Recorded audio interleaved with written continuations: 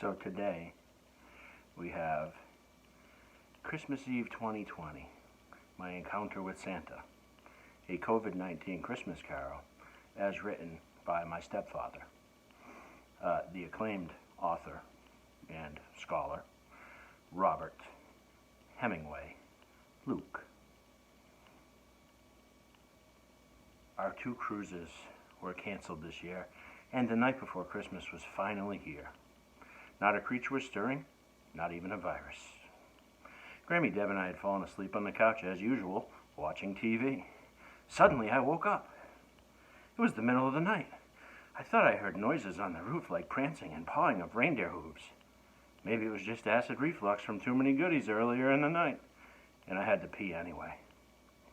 Then, again I heard more noises, but this time coming from the basement. It sounded like someone was playing one of my new pinball machines, and I thought that I heard a ho, ho, ho. I slowly crept down the basement stairs and peeked around the corner. All the lights were on, and Monster Mash and Wizard of Oz pinball machines were lit up. Funny, I thought that I had turned all the lights off on the machines earlier. I crept slowly around the corner, from one side of the basement to the other, but no one was there. As I shut down the machines that had been mysteriously turned on, I heard more noises upstairs, and I thought I heard another ho, ho, ho. I slowly crept upstairs, my heart pounding and my hands sweaty. I hid behind the kitchen counter and saw the outline of a round red figure. Who could it be? I called out, "Santa, is that you?" Santa called out with a much muffled voice, "Of course, big fella. Did you think it was Donald Trump?" There was a little elf standing right in front of me.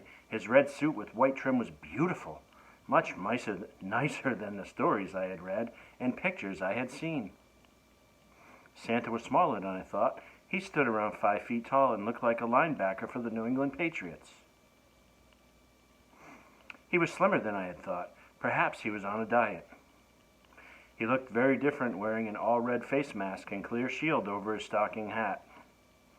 I thought now was my time to ask the big elf, but first I'd try buttering him up a bit. "Santa, you look great. I like your mask and shield. Very festive," I spouted. "What are you after?" he said. I said, "Oh, Santa, am I going to get a new pinball machine for Christmas? Guns N' Roses is a new pin coming out soon, and it looks great." Santa bellowed with a laugh that lasted almost a minute, and then, ho, ho, ho. It didn't sound good. Santa responded this time, even though it was muffled under his face gear. "What are you, nuts? I can't fit a heavy pinball machine in my sled. The reindeers are getting too old for that.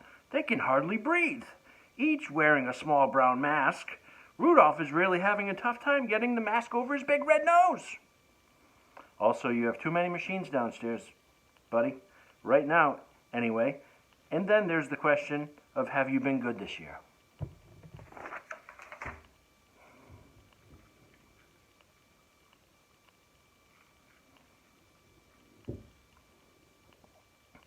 Santa sounded like a high-powered New York City lawyer, shooting me down. I couldn't stop wondering if Grammy Deb hadn't texted Santa earlier about my pinball request. I thought quickly on my feet, saying, "Oh, Santa, if not a pinball, how about the Patriots winning their final games this season?" There was another long laugh before Santa responded. "How do you know that I'm a stinky, Brady-less Patriot fan this year?" said Santa. "That's a run-on. I might like the Chiefs this year." I was shocked. Could Santa be a Patrick Mahomes fan? It gave me heartburn. Then I remembered I had forgotten to put out the cookies and milk for Santa on the kitchen table. Santa was just hungry and cranky. Thought about offering Santa an apple pie sundae with ice cream and chocolate sauce that I was planning for Christmas dinner, dessert, and breakfast, but then quickly came to my senses. I realized that I could be beaten for that infraction and dropped the idea. Yes, I could be beaten for that infraction. Santa was almost finished with presents under our tree our tiny tree, mind you, and only filling 2 stockings. Then it finally came to me. "Oh, Santa," I said, "how about this year? I would love to spend lots of time with my lovely wife, my 10 grandchildren, my children, their spouses, my siblings and friends after we are all vaccinated." Santa said, "Now that sounds like a reasonable request." Santa inched closer to me and suddenly spun around and bitch slapped me with his black glove. Yes, he bitch slapped me with his black glove. I was shocked as my cheek was red and stung. Drama. Santa chose his words well and finally spoke. "That's for not wearing a mask or even keeping a 6-foot distance.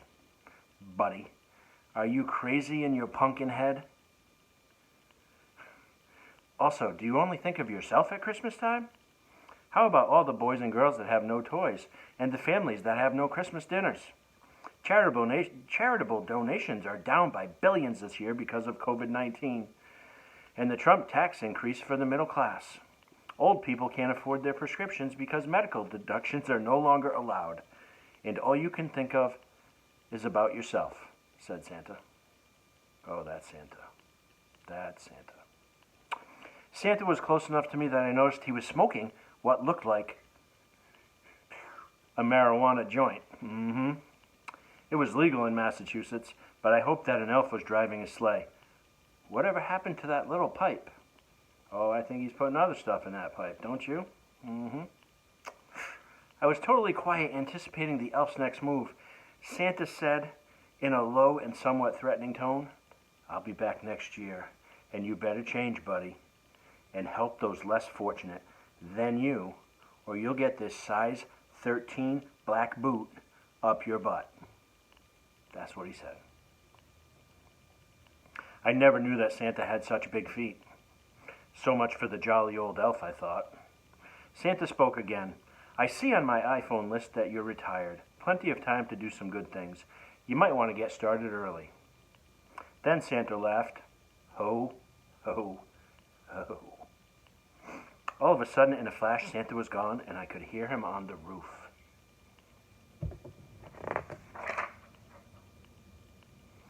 Whoosh! His sled took off, and I heard him exclaim as he flew out of sight, "Merry Christmas, Robo. I like your new Kiss pinball machine. Good job." Wow, was that finally a compliment from Santa? As he flew out of sight, I could hear, "I'll be back next year. You can count on it." I crawled back on the couch with Grammy Deb, who was still out cold but had trouble falling asleep. I got back up and started my list of good things to do. When done, I woke up Grammy, and we went to bed explaining that I had an awful nightmare. I explained over the phone to everyone on Christmas Day what had happened, and everyone said, "Santa is a Kansas City Chiefs fan? You are certainly having a nightmare." Perhaps it was just a dream, or Santa's a real butt-kicking elf. I look forward to a romantic Christmas with Grammy Deb. Just the two of us. Just the two of us. This year, opening presents under our downsized miniature fake tree. Looking forward to breaking our diet for the day with a big dinner and my hot fudge ice cream apple pie sundaes for breakfast, lunch, and dinner.